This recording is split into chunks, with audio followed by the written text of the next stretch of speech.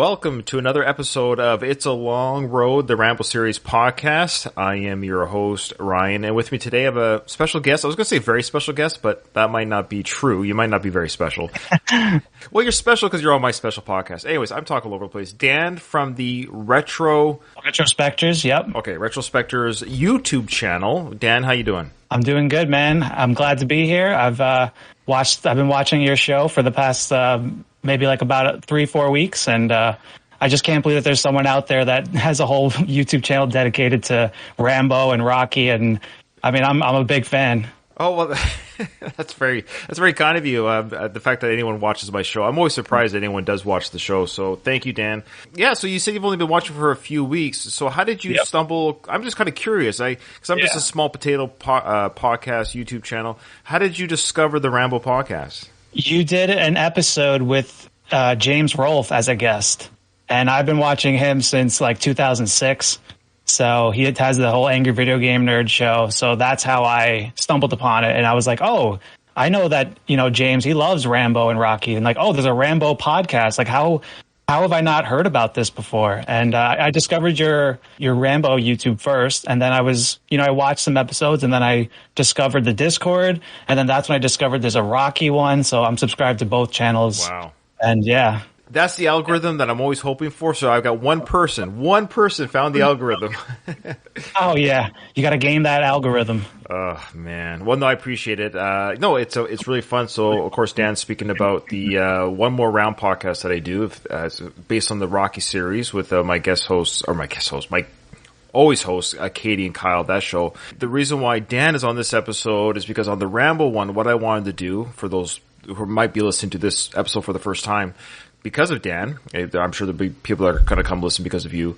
I have rotating guest hosts. I kind of wanted with the Rambo one, I want to have different voices, different people from different projects and backgrounds come on and share their stories of Rambo, of the Rambo franchise, of Sly and their fandom. Now, before we get into Rambo, of course, I do want to talk about James Rolfe a little bit, because I went to your channel, of course, to make sure you're not... I had to make sure that you don't sound like a moron. I invited you on. It was me that invited you on, but it's like, okay, so this guy commented on my podcast, which was really cool. I saw that you had your own YouTube channel, so I want to see what he does. First, let's talk about what is it you do on your YouTube channel. Yeah, it's mostly just retro video games, mostly Sega. I play a lot of Sega Saturn and Sega Dreamcast, and thanks to like a bunch of hackers and geniuses on the internet, they managed to like revive the online functionality of these old systems. So you can actually play these old games on the original hardware online. That's what I do. I make videos based on that because there's not a lot of exposure on YouTube of people playing Sega Dreamcast online multiplayer or anything like that. You took words out of my mouth because I saw your latest video and you're doing this online, I guess like the Decathlon Sega game. And you're playing online. It's like, is he playing online against another person on the Sega CD? What was the Sega CD? Sega Saturn. Sega Saturn. So you were using the hardware, and I had a Sega. Yep. I'm a Sega boy, so I'm 17 years older than you. So keep in mind when when I was 17, I was almost not playing video games anymore because that's what kids do. That was back in the day. Right. Yeah. So, but I was a Sega kid. I had the Sega Master. I mean, I bought everything. I bought every system until Sega stopped making consoles. I was that guy. And then, but I never knew that there would be like when you own a 69 Ford Mustang in 1969, you never thought at the time that people were going to think this is a classic car, so to speak. Exactly. So I was one of those guys who owned the Sega, sold the old one, bought the new one, sold the old one, bought the new one. So I never kept any of them. So I never kept any of them, not knowing there'd be some sort of YouTube or any kind of algorithms or channels that people would create these games on or memory lane on. But anyways, I love Sega. I'm a Sega boy. There's little tiny communities out there, little pockets, little Discords you can find. There's people that play all kinds of any retro video game system. There is a Discord out there with a diehard fan base for it. So, speaking of Discord, there's a diehard fan base for Rocky and Rambo by Discord. So it's fun. Discord is a great software, free and great for nerds, I guess. Yeah. So my first Sega game, that long-term role-playing game that I finished was Phantasy Star. I don't know if you ever played Phantasy Star or heard of it. We've made videos on Phantasy Star. Yeah, I love that game. You're talking about the Master System version? Oh yeah, the 8 megabit. Oh my god. Yeah. I can't believe you played. So you played that game back when it was relevant. Okay, I bought it for $99 in 1988. I think. Yeah, it was a very expensive game. It was like the biggest game at the time. It was bigger than Final Fantasy. Yeah. and everything. Yeah, that I gotta ask you. Did you beat that game back in the day? Okay, you want to hear a story? This is a true Yeah, story. I would love to hear a story. Okay, so I was a video game nerd, again, a Sega nerd, and of course this was back in the day, no internet, just magazines. So I had gaming magazines. I would go and I would buy gaming magazines every week, every month, whenever they came out. I had a variety of different ones. I forget the titles of them, Sega, whatever. They showed, of course, in the magazine a picture of this upcoming game called Phantasy Star, based on a role-playing game. They showed the picture of the sandworm coming out of the 13-year-old kid's eyes in 1988. It looked like I was watching a virtual reality. Like, I was like, the graphics, it looks so real. I was like, I'm getting this game. Off that one screenshot of just this worm-looking creature coming out of the sand, I knew I had to buy this game. Lo and behold, I bought it. Mom, plug your ears. I skipped school in 8th grade. Skipped school to finish this game. I was playing it endless hours. Now, I got to the part of the game at the end where you had to plant a seed. I think the cat's name creature was Mayu or something. M-Y. Yep. Okay. And you had to plant the seed, whatever that seed was, to get up to the Cloud City. I couldn't find where to plant this thing. I would go all over the place. Can't plant here, can't plant here, can't plant here. Now, listen up, kids. There was no internet. So all I had was this gaming magazine that I subscribed to. So I wrote to the gaming magazine, to Sega, whatever, hoping that A, they would get my letter, B, that they would answer my letter in the magazine. So 1 month goes by, my letter's not in the back. 2 months go by, my answer to my question's on the back. So I'm waiting so the third month goes by, finally, they actually answered, hey, Ryan, here you go, this is where you plant the seed. I waited 3 months to find out where it was. So we planted the seed, I finished the game, died numerous times on the end boss, finished it. I see if I can find it, but I actually took a film photograph picture of the final screenshot to prove that I finished the game. And I also sent that into the magazine because back then you would send in your pictures to prove to the gaming companies that you finished their game. Yeah, I was too young for that time. But I mean, the fact that you beat that game without any internet is insane. I mean, you must have wandered around aimlessly not knowing where to go next. No game guides, no quest markers, there's no dungeon markers. I think the dungeons were random generated too. I wonder what the hours were. Hundreds of hours spent. Hundreds. Had to have been. That's such a good story, though. I'm glad you shared it. I had no idea. It's such a coincidence. Now it's like, oh yeah, I'm stuck on this zone or this level. They got guys like you giving me a walkthrough. But when I was 13 years old in 1988, there was no walkthroughs, man. It was literally, those were the dog days of video games. You just had to pound through and keep trying and trying and trying. Did you play the games on Genesis? Phantasy Star 2 and 3 and 4? I finished them all. Yeah, absolutely. Yeah, oh, wow. That's awesome. I never got into Phantasy Star Online because once I became an adult, so to speak. Right. I just got busy with life, jobs, work, kids. I have a family. I had a family young, and I still play video games. I love them. In fact, I just bought a couple on Steam today with their sales. But I'm more of a single player again. I still play games like Fallout, Witcher 3. I'm still that single player. I can't play online games because every time I do, I get destroyed. So I just casual gaming by myself, no pressure, no joining a party or group. Just, yeah. Oh, yeah. You'll be versing like all the little kids out there that just play the game all day, and you don't stand a chance against them. My kids are phoning people. They go play. What is it? That new one or sort of Fortnite. They're on there destroying people, and I'm like, I guarantee you, some poor 20-odd-year-old that probably doesn't want to know they just got killed by my 8-year-old son. Yeah, exactly. Yeah. They just came home from work. They want to relax, and they're getting their ass kicked by a 7-year-old. So on your channel, it's Sega focused. Yeah, mostly. I mean, I'm not opposed to making Nintendo game videos or anything like that, but that Sega just happens to be what I'm really into. That's cool. At the most. And I got one more question, one more video game question. Cool. Did you play Rambo 3 on the Genesis? Dude, every Stallone game there was, I played it. Absolutely.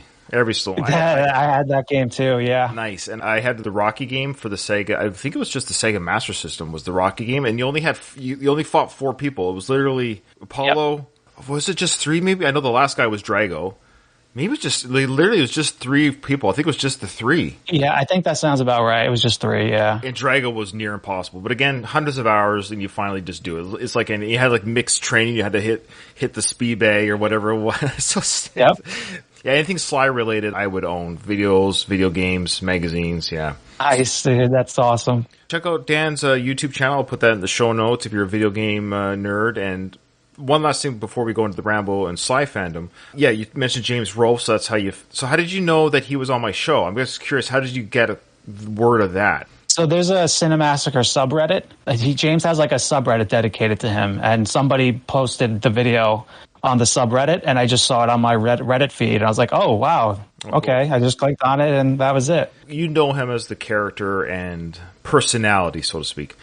Yeah, I thought it was awesome. I like the format in general. Like you just talk a little bit, you watch a clip, you dissect the clip. I remember you said that you discovered him because he did the Rocky Jump the Park Bench. Yeah, I didn't know video. who he was. I didn't even know who he was. Yeah, he probably doesn't get that very often. Yeah, he might have liked it. Yeah, I've had him twice on the show. I've had him on the Rocky podcast back then. I mentioned that episode back when I didn't even know how to do YouTube videos or whatever. It was a horrible interview. I almost want to re-edit it, like redux it, because it's just, I think it's okay, but I look back at it, it's kind of cringe to watch. I don't know if you ever feel that way about some of your early videos.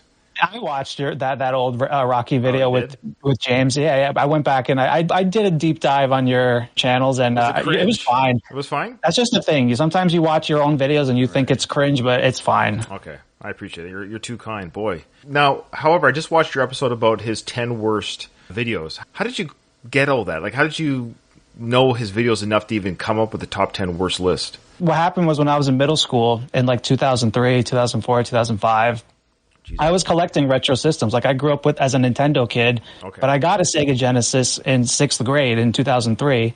And I got Rambo 3 was one of the first games I got. Phantasy Star, Sonic games. Nice. And so I was collecting retro video game systems between 2003 and 2005. So when Angry Video Game Nerd came out in 2006, I was like, oh, wow, like there's someone else that cares about retro video games. So okay. Yeah. It was a big deal to me, and I just stuck with him. I've been a big fan ever since. And I mean, I don't want to talk too bad about him here, but it's just not the same. And you can't make a top 10 worst videos on something unless you're like a big fan. Okay. So fair. That's all I'm going to say about that. Yeah, I don't want to get into the James, not the hate's not the right word, because he was very kind and gracious to me as a guest. However, it's still kind of fascinating to read some of the stuff I read on Reddit regarding I don't know what it is, there's some toxic fandom, I guess you could say, regarding the Angry Video Game Nerd. People were commenting even on my video on YouTube. I was like, what are you guys talking about? Those comments, yeah. I was like, I don't even know what you're saying. Like, ask him about this or ask him about that, or I don't even know what you're talking about. And people are like, don't worry about it. But it's a whole thing.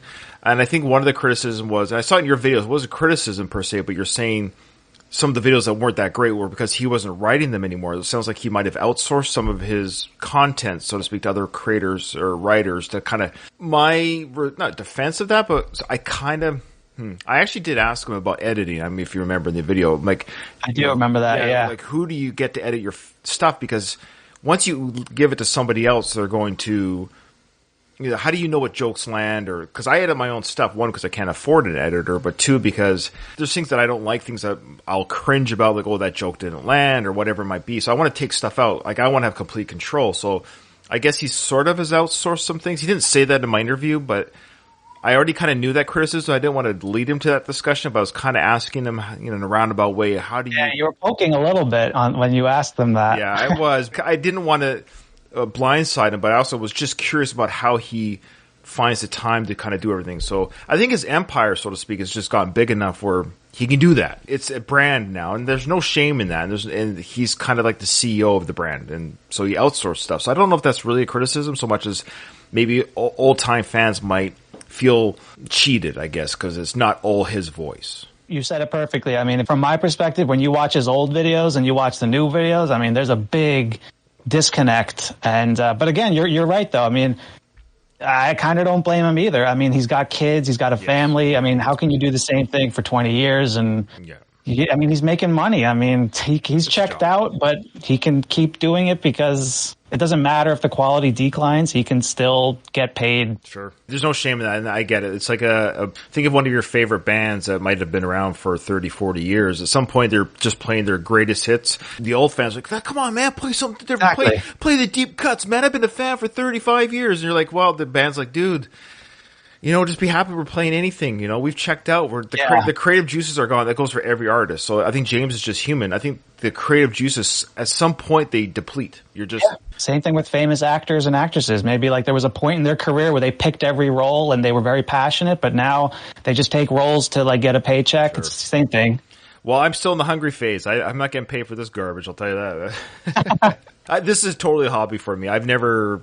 Yeah, I do this as a hobby. I have a job. I pays the bills and pays the mortgage, but this is my hobby. Okay.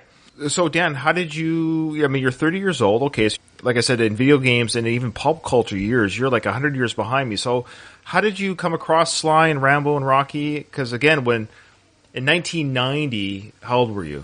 I was born in 92. So 1990, Rocky 5 comes out. That's what I'm getting at. Okay, so you're 2 years away from existing. And I'm seeing Rocky 5 in the theaters as a 15-year-old, already kind of long in the tooth with the Rocky series. So how does somebody like you kind of become a fan of Rocky and Rambo? Around the year 2000, that's when we rented First Blood. The scene when Rambo's getting shaven and he gets like a flashback to like getting cut in the chest, like to me, I never saw anything like that. And that was really, I mean, at the time for me, like that was really gory. And also the fact that the cop was the bad guy, that whole dynamic of like bad cops didn't exist to me yet in my 8-year-old brain. When he like goes to live in the wilderness and he's taking them out one by one, but he's not killing them. And I remember when I was a kid, I wanted him to kill them because I was just so on Rambo's side all the way. I really enjoyed First Blood. And basically it was Rambo 2 when we rented First Blood Part 2. That's when I was like, wow, like this is... as an adult, I have so much to say about Rambo 2, but I know that as a kid, I was just thinking like, oh, so this is what they were talking about. Like he's a green. I didn't know what a Green Beret was. I didn't know about like Vietnam, the Vietnam War. I didn't know anything about that. So, but I did put 2 and 2 together. Like, oh, okay, so like this is who he is. He is a killing machine. I loved Rambo 2 and then Rambo 3, which. As an adult, I can say Rambo 3 is like my second least favorite after Rambo 5 being my least favorite. But as a kid, Rambo 3 was my number 1 favorite. I loved Rambo 3. I loved how it was just action all the time. And it's a little campy. Sure. There's some comedy in Rambo 3. It's the comedy film. It's the funny Rambo. Yeah, it's a movie. Honestly, Rambo 3, like, it kind of has no good reason to exist. It's a blockbuster movie. It's a money-making movie, you know? Rambo 1 and 2, they have a good reason to exist. I think some people actually dismiss Rambo 2. They say, oh yeah, First Blood's the good one, and then it got stupid. And it's like, I don't think that. I think Rambo 1 and 2 are fine, and Rambo 3 is the one where it got kind of, a little unnecessary. But I did see Rambo 4 in theaters. I was there for that. Nice. So how old were you? That would have been 2008. I was 15. Yeah, I was 15 years old. Did your dad have to take it? Because that was pretty hard R at the time there. Oh, yeah, he took me. Nice. We went together. Yeah, good man. Good man, your father. So we can thank your dad for renting the movies, taking you to Rambo. I would assume he's the one that got you to watch that stuff. Yeah, basically, yeah. And he was the one that he used to always tell me to watch Rocky, and I would put it off. And then it wasn't until like maybe 2004 when I was like 12, that's when I saw Rocky 1, and then I watched all 5 of them in like a weekend. Nice. That's actually a good age. I think Rambo you can kind of get away with. I've showed my sons, and my daughter, I guess I should exclude her, but my boys in particular, they love the Rambo character. But I showed them at 8. 8 was when I started showing them. But I actually kind of wait for Rocky for a later age for the same reason, because it's drama driven, right? It's a little more mature, yeah, for sure. Whereas Rambo is kind of eye candy, especially 2 and 3 are very much just eye candy for kids. 4, I do wait for them to be a little bit older because it is quite violent. Yeah, definitely. It's quite dark. It is actually quite brutal and dark. I'm looking for. I love Rambo 4 so much. Yeah. Oh well, maybe we'll get you back on. Though the Rambo 4 season is really building for people wanting to guest host on that one. Oh, I'm sure. I mean, there's just so much to say about that one. And it's not a very long film. It's like 80 minutes. It's a good runtime. It's perfect. It's a perfect runtime. Okay, well, this is where you and I might disagree if we have you on. We'll save it for Rambo, for that discussion for season 4, because I have some thoughts on the runtime, but that'd be a good discussion for that season. Okay. Oh, yeah, so great. So awesome. So that's how you discovered this podcast. It's really cool to have you on. I love always talking to other creators. It's always been my goal with the Rambo podcast was to talk to other creators in general. Oh, well, I'm glad I'm doing an okay job, because this is my first time doing a podcast at all.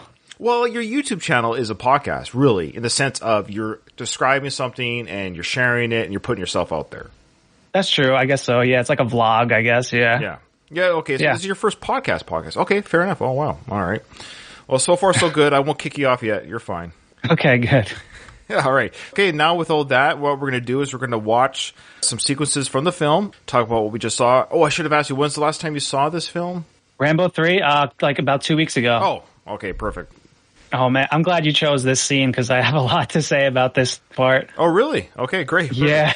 For those who are listening, I forget this guy's name, but the guy played by Kurt, what's his name? Kurt? Oh, I had it last episode because I saw it in the credits. Anyways, the guy that was in the 70s show in RoboCop. Remember him in RoboCop, this actor? I remember his name is Red in the 70s show, there right? We go. Okay, I never watched that show. I've seen it, but I never watched it, if that makes sense. So yeah, like, I know Ashton Kutcher was in it, Mila Kunis, and right. Kurtwood Smith, that's his name, Kurtwood Smith. I think it just came to me. Okay. So anyways, he's got a great voice. He's also great in RoboCop. Troutman's asked Rambo, hey, come join me on this mission. And Rambo's like, no thanks. So Rambo walks away.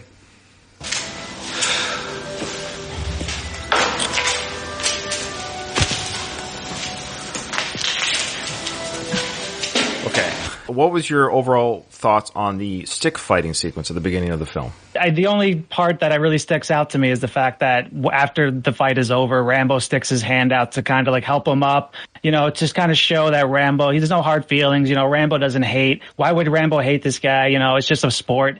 And then he takes the money and then he gives the money to like some kids, I think, or yeah, he takes his winnings and gives it away. Yeah, right. He's a hero. And just to show you that Rambo's a good guy. Yeah. And I love the sequence here. So Rambo is now back, I guess, at his hut or his place that he lives. This looks like a pretty good sized room, actually. I love how he picks up a stick, and of course this is Sly, but this is Sly showing off that he's got some sort of stick skills. He's twirling the stick in his hand. I think it's to indicate that the Rambo character, he's always practicing. He's practicing his stick movements as he's pondering what to do in this situation. And I just think it's a funny little nod. You know how Rocky always does like his little shadow punches when he walks down? Yeah. This is Rambo doing his little shadow, like, I'm still practicing my stick skills, even as I'm deep in thought about this mission proposal. Don't be down on him. Just following orders. This mission's important, John. Do you really think we're going to make a difference? If I didn't, I wouldn't be going. It didn't before. That was another time. Come with me, John.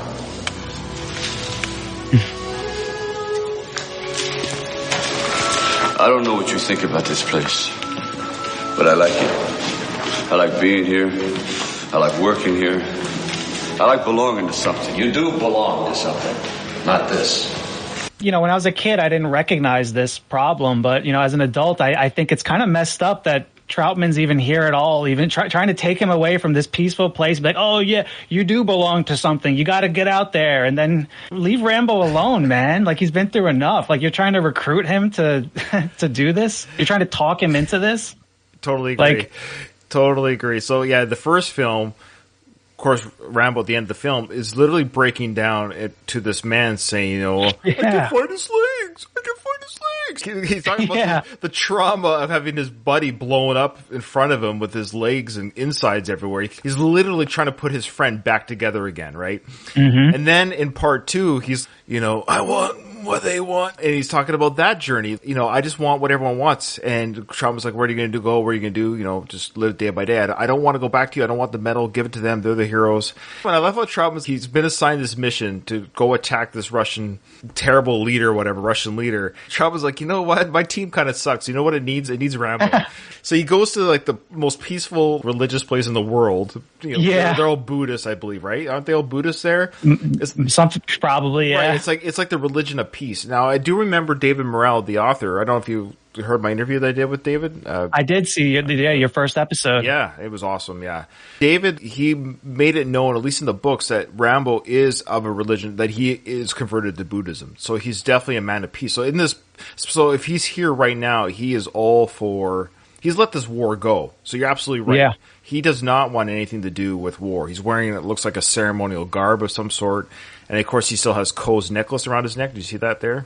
Yeah. Yep. Yeah, he's still got the love of Coe around his neck. And his mullet is looking really nice too, so yeah. Yeah, his hair got long in this one. Like, it's pretty obvious if you do like a marathon and you watch like 1, 2, and 3, like his hair just keeps getting longer. Well, speaking of 5, you said 5 was your least favorite. I think I brought this up and you might have already heard it. Yeah, I know what you're going to say.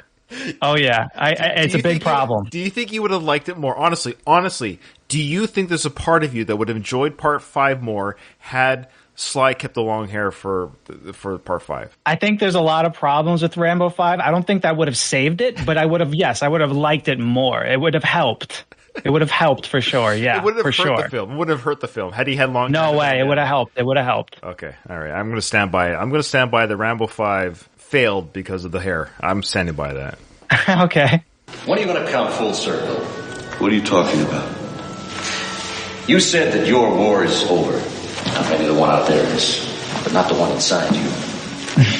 I know the reasons you're here, John, but it doesn't work that way. You may try, but you can't get away from what you really are.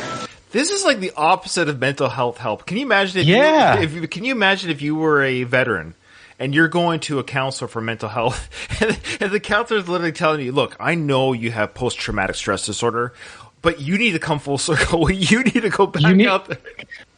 I can't believe it. It's so it's just so odd. I wonder at the time did anybody watching this scene when this movie came out, were they questioning this? Were they also thinking like, this is kind of going against, it's just weird. It is weird. And I think it's our 2020. Look, I'm in the military myself. I'm in the Navy. So I'm not, of course, I don't have any PTSD. However, I've worked in stressful environments, long hours, all those things. We deploy away from our families, and those things affect your mental health. And it's not post-traumatic stress disorder in the sense of, like shell shock, as they used to say. But when you're away from your family, your creature comforts, and you're just doing the grind day after day for months on end, there is something that happens to your mental health. It's a real thing. And the military is very good. At least the Canadian Navy and the Canadian military in general is at least better. I've been known for almost 20 years. From the time that I joined, I don't even remember mental health even being said like that. So even in the last 20 years, definitely last 10 years, there's been a big push for mental health awareness. And so I was to say in 1980, what I'm getting at is 1988,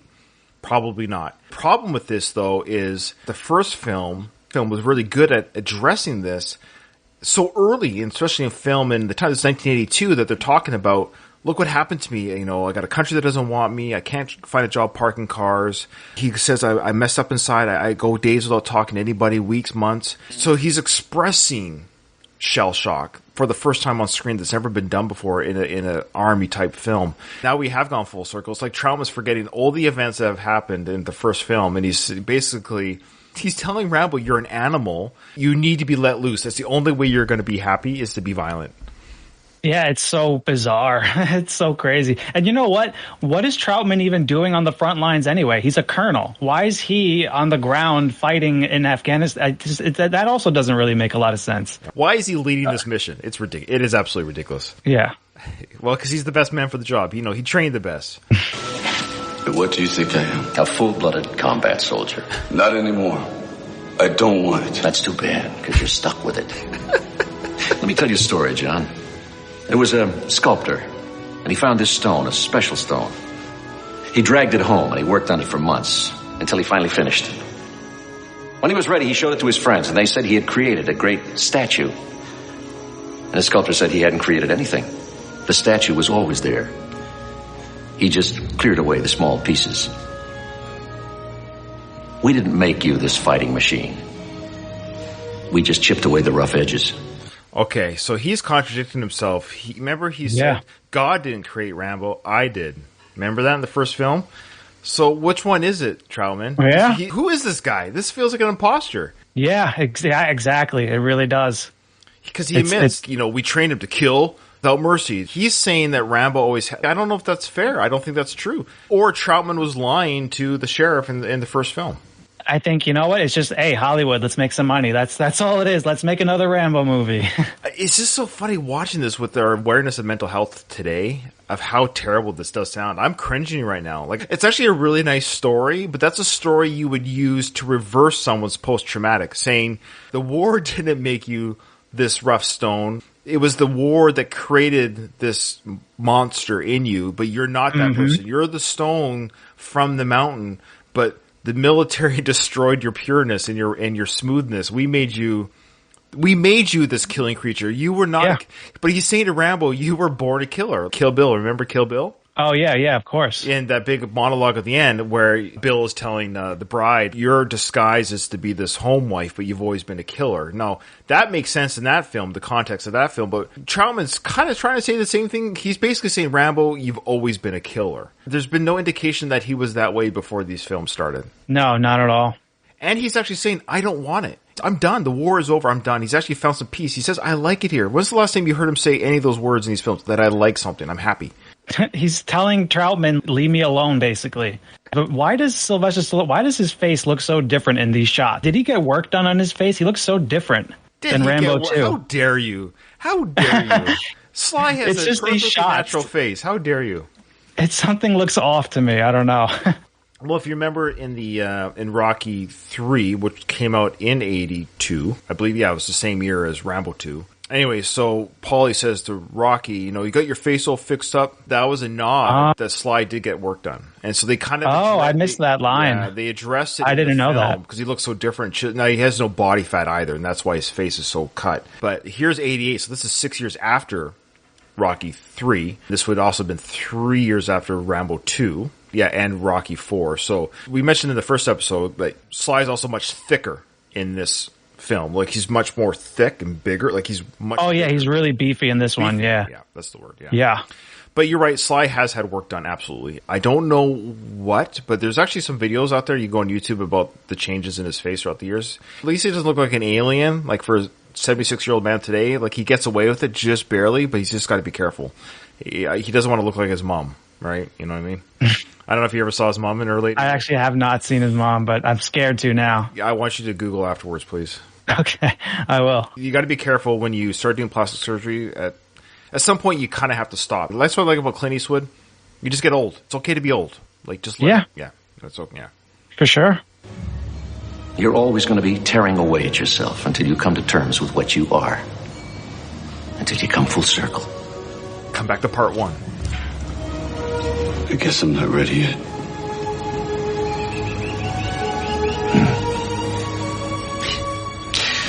Well, I got to move.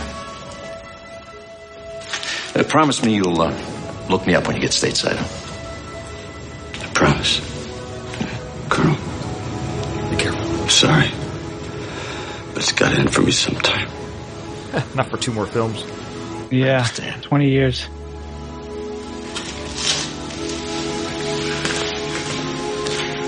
So Troutman looks disappointed that, of course, that Rambo's not going to join him. But it was nice enough that he says, look me up when you come stateside. And I believe Rambo, and he says, I promise, I will. But I think there's a part of Rambo at that moment where he has no intentions of ever going back to the States. Not at all. No way. And it's kind of funny. I when he says, I guess I'm not ready yet, it kind of just, what immediately came to my mind is like imagining like a teenage girl and like a couple and a guy and like the boyfriend trying to pressure her to like have sex. And she's like, I'm just not ready yet. Like that's what that just seemed like to me. That's great. That is a perfect analogy. Yeah. Troutman's the senior in high school and she's the sophomore. Yeah. Rambo's not ready for that big day right now. And then he's, when you're ready to get your cherry pop, come look me up. That's what he's saying there. Literally, that's exactly what just happened. Oh, that's you're probably the first person to ever say that. That's fantastic.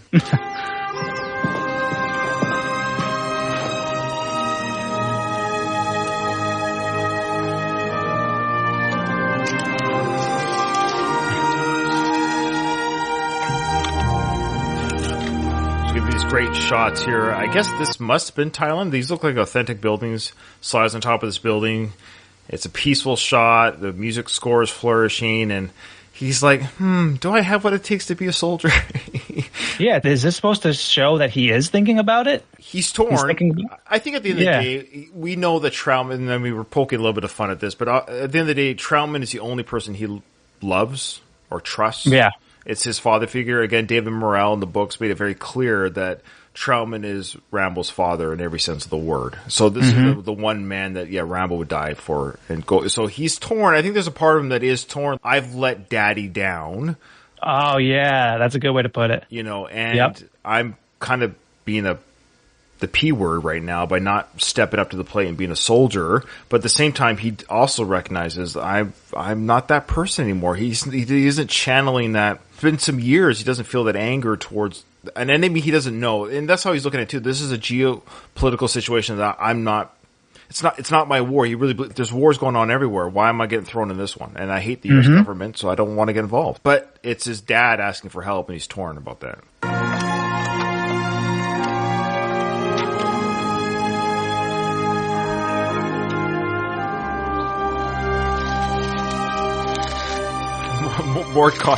More contemplative scenes here. And he looks so jacked. Well, I usually flex when I'm meditating and yeah, right. Pondering. I love it. Yeah, he's just, we call it the prayer flex. Head down, shoulders out. Okay, so what we're going to watch now, folks, is of course we're seeing the mission. We're seeing Troutman, and now this is, I guess, sort of interesting. We're seeing Troutman for the first time in action. Yeah, a colonel, no less, a colonel. For our army, I do have a few listeners who are legit in the Army or have been, like from the U.S. Army. So, to those who are in the forces or have served in the forces, they know the ranking system better than me, especially for the American military. Let me know what the chances are that a full-birded colonel is that the term? He's a colonel. There's colonel and there's lieutenant colonel, and colonel's like higher than lieutenant colonel. So I think they refer to it as a full-birded colonel. I think that's what Sheriff Teasel called him in First Blood. So, okay. He was a Korean veteran himself, so he would know. So why would they send a full-birded colonel or whatever to full bird. Thank you, Luis. Okay, I missed that line. Yeah. So anyway, let us know in an email or something there, folks, the chances that a full bird colonel would do this kind of mission. Okay, let's see how this mission goes. So we've got some Jeeps here. It's a nighttime exercise, of course, or mission. Cover of darkness. Put the lights on. They go to some sort of gully or ravine. Stop their vehicles.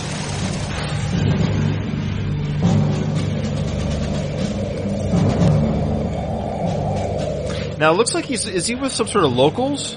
They look the part. I mean, even he looked like he had something on him to darken him up a little bit. Is he wearing Afghan garb? Is that what I'm supposed to? Yeah, it looked like it. Was he wearing blackface? Brown face. Yeah, he was doing something there. Is that camouflage, or is he trying to look like a local? I think he was trying to blend in. Yeah.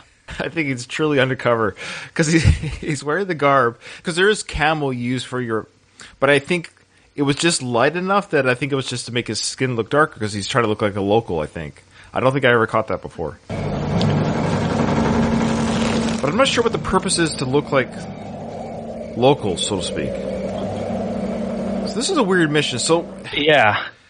Sand face is what Luis calls it. Okay. Sand face? Okay, that sounds better, yeah. Sure. Sand faced. I think he is trying to look darker than what he is. He looks tan for sure. Yeah. So have they indicated what the mission is or how they're supposed to carry this? It just seems like they've driven to this very open area. Mm-hmm. And what? He's staring at this mountain, I guess. I don't know. It's just so ridiculous, the whole thing. It does seem like odd. Like this is an odd mission so far. So they're waiting for someone or waiting for something, but they are literally sitting duck. They're in the open, and there's nothing but high ground around them. We learned this from Obi-Wan Kenobi. You do not want to be on the lower ground in these situations. No, never. So we hear a helicopter coming. They're grabbing their weapons.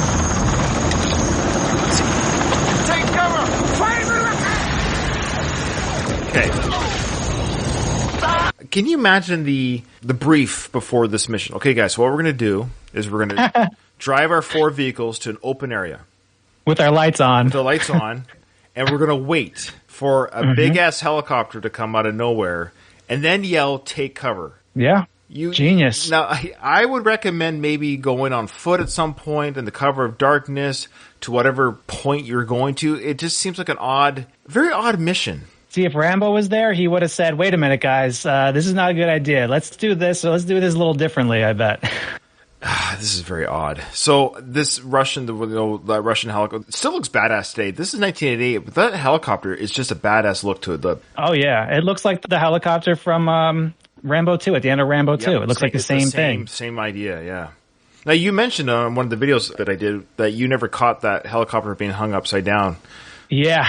I'm glad you guys paused it at the perfect time. We would never have known, but we saw those cables, and it's like, that's how they did it. They flipped the frame around. That's how they blew it up. Okay, yeah. Because I was like, how did they make that thing look like it blew up in the air? It was pretty good trickery, but nah, that's how they did it. Okay. Yeah, so now these guys, whoever, I can't tell if they're Americans or Afghans, but anyways, they're getting blown to pieces.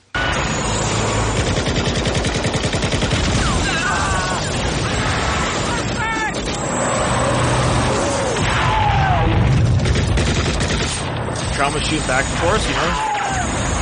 Mm-hmm. Oh, yeah. You're the hero here.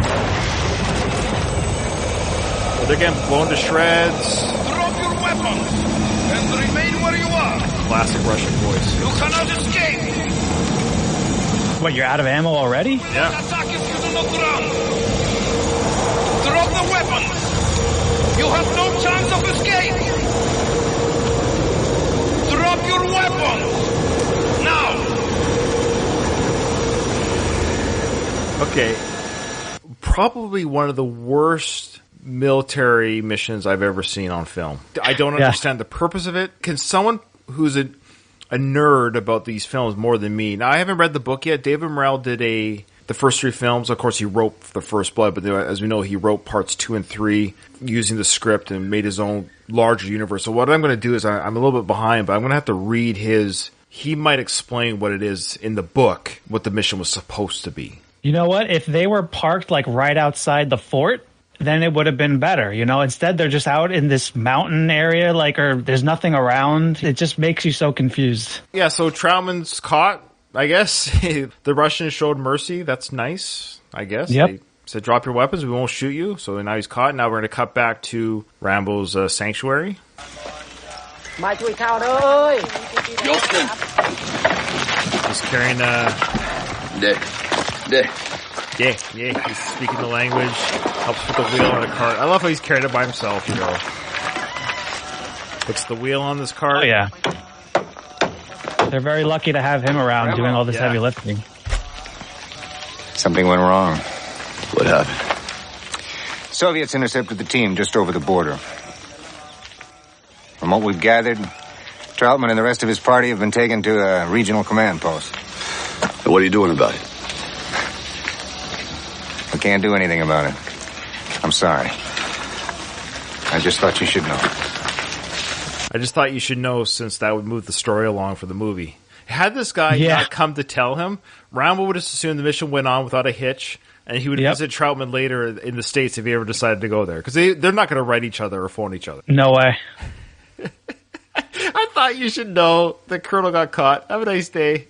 There's nothing what a nice guy. Why can't they do anything? I love how the military can go in there and go into the border, but if they get caught, there's nothing they can do. Oh, I'm sorry. Sucks to be you. And I'm still confused who Trautmann was with. Was he with Americans looking like Afghans or both? I don't know. We don't know. We'll never know. But I can't believe how badly this mission is laid out in this film. I didn't realize that. Yeah, it's hard to watch now when you're an adult. I mean, when you're a kid, and when I was a kid, I didn't think anything of it, you know? Yeah, it was like they were doing a mission, they got caught. That's all there is to it. Rab was like, what happened? He just said, we have no idea what this mission should... They didn't have any plan whatsoever. It's amazing they're not all dead, really. What about me? How about you?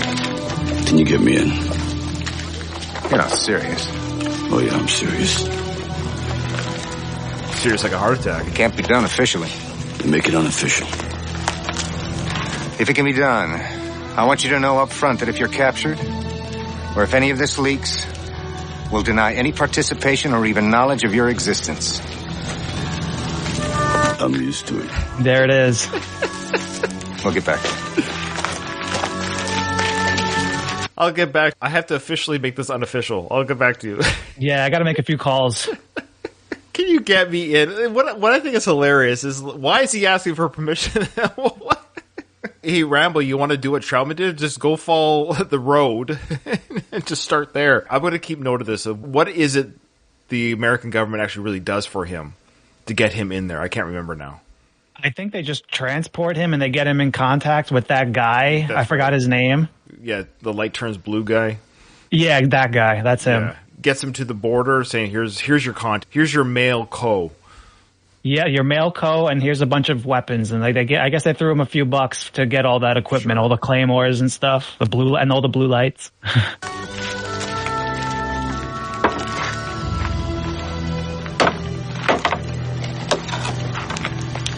He spins the wheel here. I think, yeah. Full circle.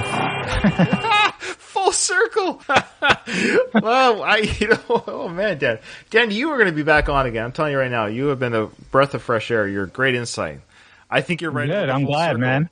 I think you're absolutely right about that full circle. That is so funny. All right. Well, we're going to end the episode there because the next scene is the Peshawar, Pakistan, near the Afghan border. So I think we're now going to get to the point where, he's going to be where Trauman was, I guess, at some point. I don't know. But let us know in an email or something, folks. What was that mission supposed to happen? Like, what was the end goal? Yep. Had the mission been successful, what was supposed to happen? That's a good question, yeah. With the men they had and the location they were in, because they were driving somewhere and they stopped and then the helicopter came. That's all I know. Anyways, all right. Yeah. All right. So, Dan, that was a fantastic second episode of Rambo 3. It's fun because as much as maligned as Rambo 3 is, boy, it's fun to talk about. Oh, yeah, for sure. It's a good movie. I mean, Yeah. It's not the best Rambo movie, but it's a great movie. Sure. Well, that's the thing. I think people, even Rambo 5, when we get to Last Blood, look, I remember watching, I saw it in the theaters, of course, and I just said to myself, I'm watching Stallone play Rambo on the big screen. Like, oh, come on, whatever. Sure. It's not First Blood. It's not even Part 2, but it's Sly saying, I'm Rambo, and I'm going to hurt people, and it's on the big screen. I know it sounds silly, but at the end of the day, that's about as much you could hope. He's a legacy band, right? That's what I mean. We're talking about the legacy. He's a legacy band. He's just playing his greatest hits. What's wrong with that? Yeah, Rambo 5, it's just, he did such a good job with Rambo, with Rocky Balboa and Creed and Creed 2. Rambo 5, I just... Long hair. It's the long hair. You know what someone needs to do? Someone needs to CGI, like those deep fake videos, CGI long hair. Yeah. Oh man, if I was good at editing, somebody's got to do it. Someone's, even just for like the trailer, give him long hair. All right. So before we go, why don't you just plug again your show where people can find you and your socials or anything like that? I just have a YouTube channel called Retrospectors, and I just play retro video games and mostly Sega stuff and online Sega. And that's pretty much it. And actually, before I go, I want to show... That's right. I almost forgot. Thank you. I just want to show this. This is a picture. Oh, I don't know if the lighting, you can see it. I was wondering, it didn't look like... We went to Universal Studios when I was like 12 years old, and they had like this thing where like a camera and like you could pick which movie star you wanted to be photoshopped in. And I saw one for Rambo 3, and I was like, I want to be Rambo. So for our listeners on iTunes and what have you, Dan's face at a young boy's face is on. You know who you kind of look like at that? Who's that guy? Michael Cena. You look like a Michael Cena on Rambo. Oh, yeah, body. It looks really weird. There you go. Go up there. Because that's a 12-year-old boy right there. Yeah. That is fantastic. That is great. That is great. That is one of the funniest things I've ever seen. Good for you. Where was that again? Yep. Universal Studios? Universal Studios, 2004 around. That's funny. Early days of Photoshop, Yeah, they did a pretty good job for such early days. Yeah. I'm a big fan of yours, man. I mean, I love that you're doing podcasts on Rocky and Rambo. And actually, I discovered Tulsa King because you uploaded YouTube videos. I actually didn't know that was a thing. I didn't even know Tulsa King was going on. What? So... Yeah, I guess I've been living under a rock, but are you watching the show? Yeah. I got a subscription to Paramount Plus, and see, Sly should give me some kickback on this. So yeah, I got one more. Yeah, you should get some commission because I'm watching Tulsa King now because you should let me to be aware of its existence. Man, Dan, if I could just get 1,000 more Dans, I might be a successful YouTube and podcast. So that's awesome. Yeah, it's a fun show. It's fantastic. And speaking of Tulsa King, yes, if you join my Patreon, you can watch all the unedited full episodes of Tulsa King. I have been putting them on my YouTube channel, but they don't always clear. Just for fun, after a while, I've been trying to put them on. The first 2 got cleared right away, and I think Paramount Plus was like caught on, and the last couple haven't. So they are available on my Patreon for as low as $1 a month. You help pay for the not you, Dan, but my listeners will help pay for the Last of the Action Heroes Podcast Network feed that I host with all the other podcasts that join forces with. You get to watch Tulsa King with me. You get to see me though, but then I don't really talk too much over the show. I give my thoughts at the end of the show, and it's been a fun journey. All right, so Dan, it's been truly, actually, unlike some other guest hosts, Dan, it's been an absolute pleasure truly having you on. You are going to come back. I'm going to get you back on again, but for now, the episode's over. Nothing is over. Nothing. You just don't turn it off.